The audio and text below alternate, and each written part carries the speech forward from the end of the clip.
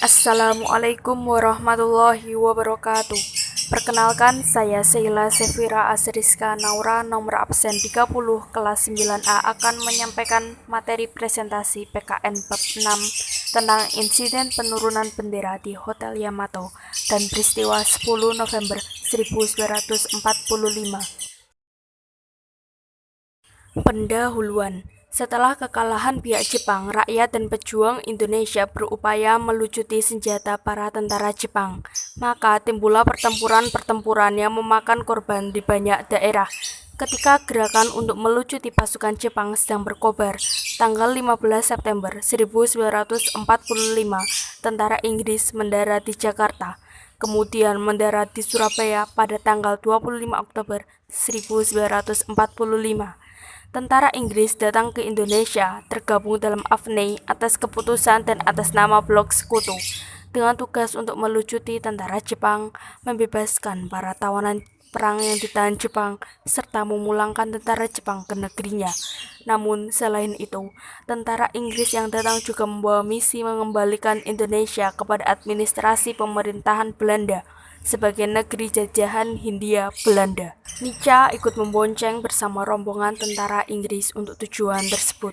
Hal ini memicu gejolak rakyat Indonesia dan memunculkan pergerakan perlawanan rakyat Indonesia di mana-mana melawan tentara AFNI dan pemerintahan Nica.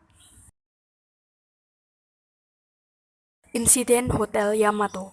Insiden Hotel Yamato adalah peristiwa perobekan bendera Belanda merah putih biru menjadi bendera Indonesia, yakni merah dan putih, di Hotel Yamato, Surabaya, sekarang Hotel Mojopahit, Surabaya, pada tanggal 19 September 1945, yang didahului oleh gagalnya perundingan antara Sudirman, Residen Surabaya, dan Mr. Blokman untuk menurunkan bendera Belanda. Pada tanggal 31 Agustus 1945, Presiden Soekarno mengeluarkan maklumat untuk menetapkan bendera merah putih sebagai bendera nasional yang harus terus dikibarkan. Kronologi insiden Hotel Orange. Pada tanggal 19 September 1945 pukul 9 malam, sekelompok orang Belanda yang dipimpin oleh Mr. Blokman mengibarkan bendera Belanda tanpa meminta persetujuan pemerintah RI daerah Surabaya. Mereka mengibarkan bendera pada tiang di tingkat paling atas Hotel Yamato atau Orange Hotel. Presiden Sudirman masuk ke dalam hotel dengan dikawal oleh Siddik dan Haryono.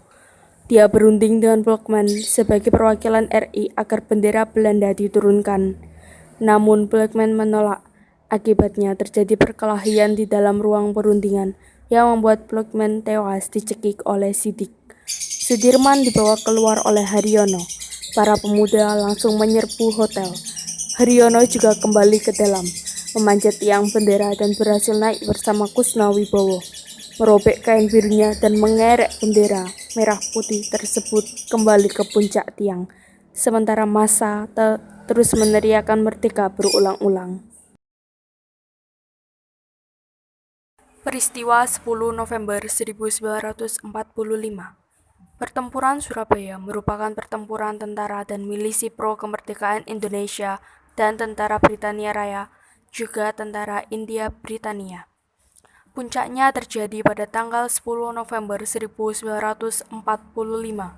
Pertempuran ini adalah perang pertama pasukan Indonesia dengan pasukan asing setelah proklamasi kemerdekaan Indonesia, dan satu pertempuran terbesar dan terberat dalam sejarah Revolusi Nasional Indonesia, yang menjadi simbol nasional atas perlawanan Indonesia terhadap kolonialisme. Usai pertempuran ini, dukungan rakyat Indonesia dan dunia internasional terhadap perjuangan kemerdekaan Indonesia semakin kuat. Hingga saat ini, 10 November diperingati setiap tahunnya sebagai Hari Pahlawan di Indonesia. Kronologi pertempuran 10 November. Setelah gencatan senjata antara pihak Indonesia dan pihak tentara Inggris ditandatangani pada tanggal 29 Oktober 1945, keadaan berangsur-angsur mereda. Walaupun begitu, tetap saja terjadi bentrokan-bentrokan bersenjata antara rakyat dan tentara Inggris di Surabaya. Bentrokan-bentrokan bersenjata di Surabaya tersebut memuncak dengan terbunuhnya Brigadir Jenderal Malabi selaku pimpinan tentara Inggris untuk Jawa Timur pada tanggal 30 Oktober 1945 sekitar pukul setengah 9 malam. Kematian Malabi ini menyebabkan pihak Inggris marah kepada pihak Indonesia dan berakibat pada keputusan pengganti Malabi, Mayor Jenderal Eric Carden Robert Mansard, untuk mengeluarkan ultimatum 10 November 1945 yang menyebutkan bahwa semua pimpinan dan orang Indonesia yang bersenjata harus melapor dan meletakkan senjatanya di tempat yang ditentukan dan menyerahkan diri dengan mengangkat tangan di atas. Batas ultimatum adalah jam 6 pagi pada tanggal 10 November 1945. Ultimatum tersebut kemudian dianggap sebagai penghinaan bagi para pejuang dan rakyat yang telah membentuk banyak badan-badan perjuangan atau milisi. Ultimatum tersebut ditolak oleh pihak Indonesia dengan alasan bahwa Republik Indonesia waktu itu sudah berdiri dan TKR juga telah dibentuk sebagai pasukan negara. Pada 10 November pagi, tentara Inggris mulai melancarkan serangan. Pasukan sekutu mendapatkan perlawanan dari pasukan dan milisi Indonesia. Identifikasi pertempuran 10 November. Tanggal dan lokasi 27 Oktober sampai 20 November 1945, yakni terjadi selama 3 minggu 3 hari di Surabaya, Indonesia. Pihak yang terlibat yaitu Indonesia, sisa-sisa peta, Britania Raya, dan India Britania. Tokoh dan pemimpin yang terlibat yakni Sutomo, Mustopo, H.R. Muhammad, Sungkono selaku pihak Indonesia, sedangkan pihak lawan yaitu Malabi dan Robert Mansard. Korban pihak Indonesia 6.000 hingga 16.000 orang tewas, lebih dari 20.000 orang luka-luka. Pihak lawan 600 hingga 2.000 orang tewas, lebih dari 2.000 orang luka-luka. Hasil, militer Britania berhasil menduduki Surabaya. Seluruh pasukan ditarik dari Surabaya pada November 1946. Kesimpulan, banyak insiden heroik yang terjadi di masa lalu. Orang-orang tak segan mengorbankan nyawanya demi kemerdekaan dan keutuhan sebuah negara, yakni Indonesia. Negara yang menjadi pijakan kita saat ini, negara yang selalu memberikan segala sesuatu kepada kita. Namun, pertanyaannya, apa yang telah kita berikan kepada negara? Kita sebagai generasi penerus hanya diwajibkan menjaga keutuhan dan kedaulatan NKRI. Sudah tidak perlu berperang, merangkai kata untuk dijadikan sebagai dasar negara atau Undang-Undang Dasar 45, apalagi mempersiapkan kemerdekaan.